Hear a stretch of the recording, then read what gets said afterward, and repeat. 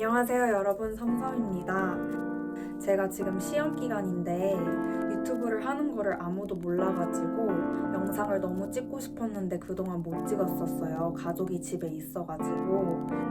그래서 오늘 영상을 드디어 켜게 됐는데, 오늘의 주제는 제가 이때까지 경험해본 정신과 그리고 의사 선생님들의 후기입니다. 이때까지 만난 동네 의원부터 대학 병원까지, 그리고 생명사랑센터의 상담 선생님들까지 세세하게 제가 나눠보려고 해요.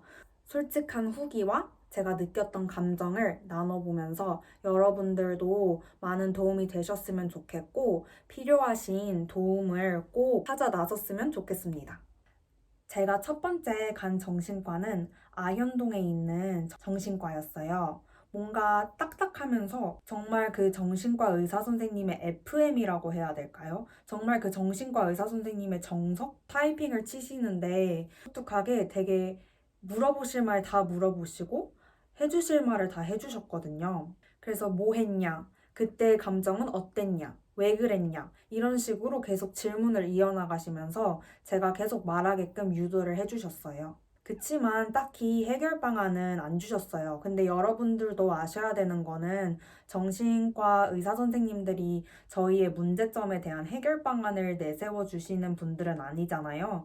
근데 저는 뭔가 이런 감정을 느끼고 이런 감정을 느끼기까지 드는 생각들을 조금 안 들게끔, 그리고 그런 부정적인 생각을 안 하게끔 해결을 하고 싶었는데 그런 인지 치료 부분에서는 도움을 안 주신 것 같아요. 두 번째로 갔던 정신과는 제가 이수에서 자취를 할 때 갔던 정신과였어요. 이때 역시도 약을 안 먹고 있다가 너무나도 필요성을 느껴가지고 거의 살려주세요 하다시피 간 병원이거든요. 그러다 보니까 그날 당일에 갈 수 있는 병원을 찾다 보니까 예약제가 아닌 이 병원에 가게 되었습니다. 첫 만남이 너무 좋았어요. 여러분들 혹시 굿 윌 헌팅이라는 영화 보셨나요? 그 영화에서 나온 그 상담 선생님과 주인공의 관계처럼 정말 서적으로 가득한 방에 앉아서 문학적인 이야기를 나눴던 게 기억이 나요. 시에 있는 인용구 같은 거를 말씀해 주시면서 심리학적으로 이어가시면서 되게 말씀을 많이 해주셨어요. 그래서 저는 첫인상이 너무나도 좋았고 재밌었습니다.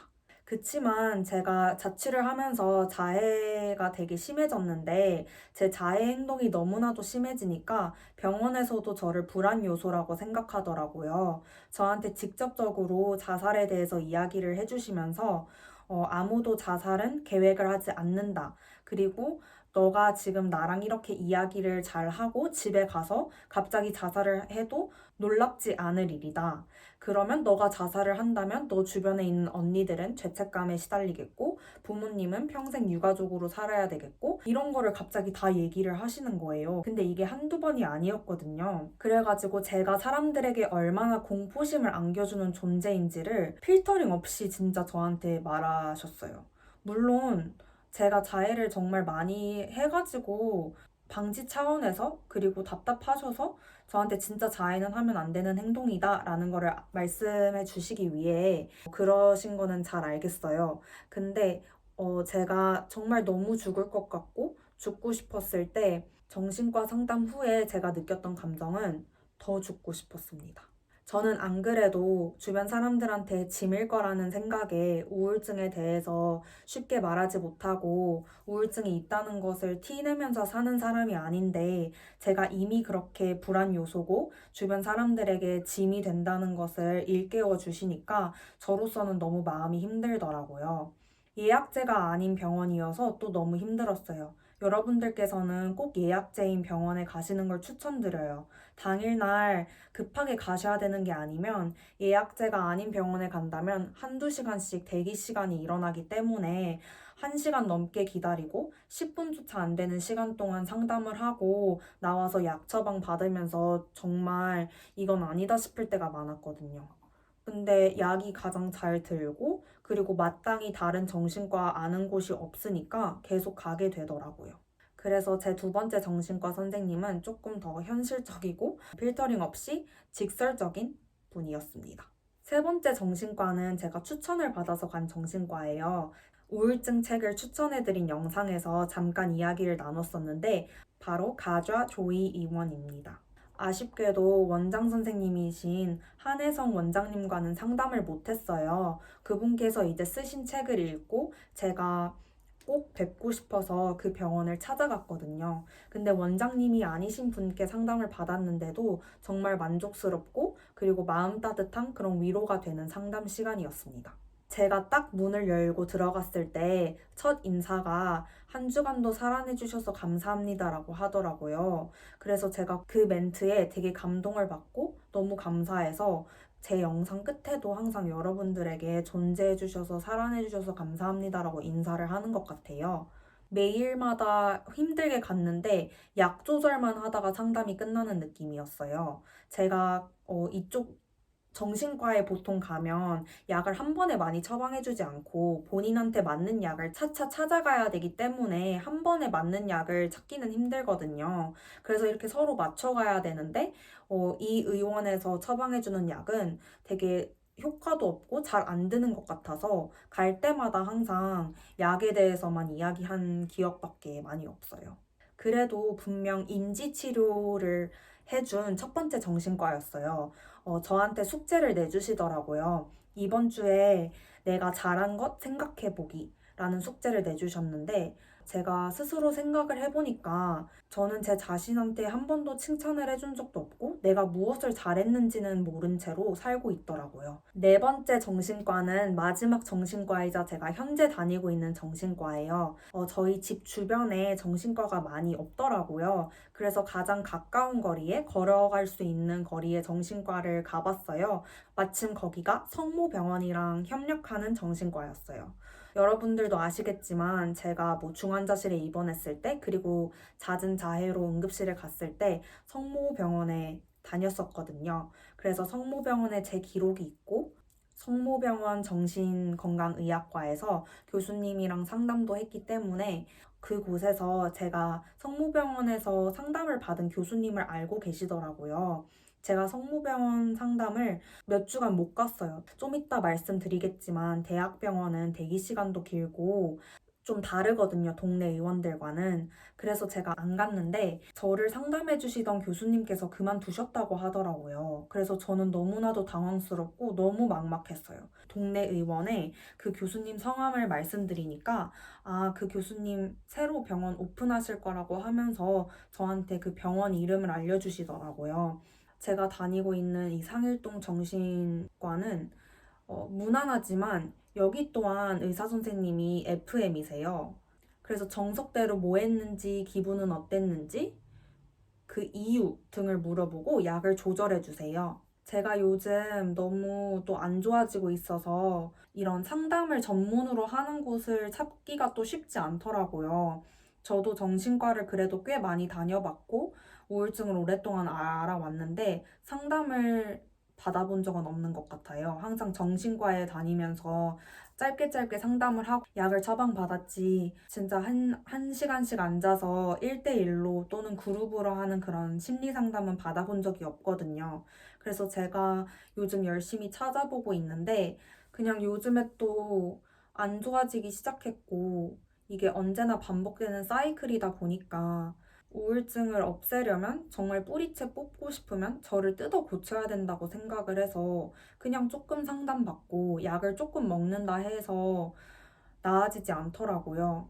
그래서 여러분들도 만약 많이 힘드신 분들은 정신과를 추천하면서 약 처방을 받기를 권고드리는데 베스트는 제 생각에는 상담 치료랑 병행을 하면서 정신과 진료를 받는 것 같아요. 나의 이야기도 남한테 터놓고 할 수 있고 전문가의 그런 의견과 충고와 그런 치료를 받을 수 있는 그런 환경을 마련해 주는 게 본인한테 정말 중요한 것 같습니다. 제가 대학병원 정신과 상담은 딱 두 군데 가봤어요. 바로 서울성모병원이랑 중앙대병원이었는데 아까 말씀드렸던 서울성모병원 교수님께서는 저에게 적절하게 상담치료와 인지치료를 병행해 주셔서 너무나도 좋으셨고 그래서 저한테 이러한 날카로운 질문들을 던지시면서 제 생각에 많은 변화를 주셨고 그리고 인식의 변화도 분명 주신 것 같습니다. 중앙대 의사 선생님은 정석대로 FM 정신과 의사셨고 제가 그때 자해로 중앙대 응급실을 갔었어가지고 입원 치료를 처방받아서 정신과 교수님을 뵈러 간 거였는데 그냥 별말 안 하고 입원 치료에 대해서 안내해 주시고 끝이 났어요.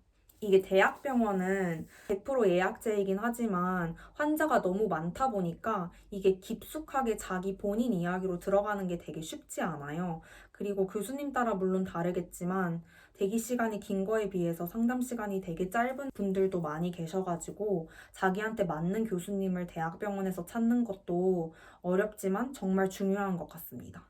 자해 때문에 응급실에 가서 몇 바늘씩 꼬맨 후에는 항상 정신과 상담도 같이 받았어요. 그래서 응급실 영수증 내역에 보면 항상 약값, 치료비 하면서 정신과 상담비까지 써 있거든요. 물론 상담은 뭐 10분조차 안 가요. 한 5분? 그냥 왜 자해를 하셨습니까? 요즘에는 어떠한 기분이 드십니까? 이런 거를 물어보고 뭐 입원 치료에 대해서 생각 없으십니까? 죽고 싶어서 하셨습니까? 이런 기본적인 거를 물어보다가 그냥 끝나거든요. 아무래도 응급실이다 보니까 콜을 받고 내려오신 걸 거 아니에요? 그래가지고 많이 바쁘시기도 하고 제가 항상 새벽 늦게 갔었으니까 많이 피곤하시기도 하고 1대1 상담이 엄밀히 말하자면 아니니까 중요한 질문만 하시고 가신 것 같아요.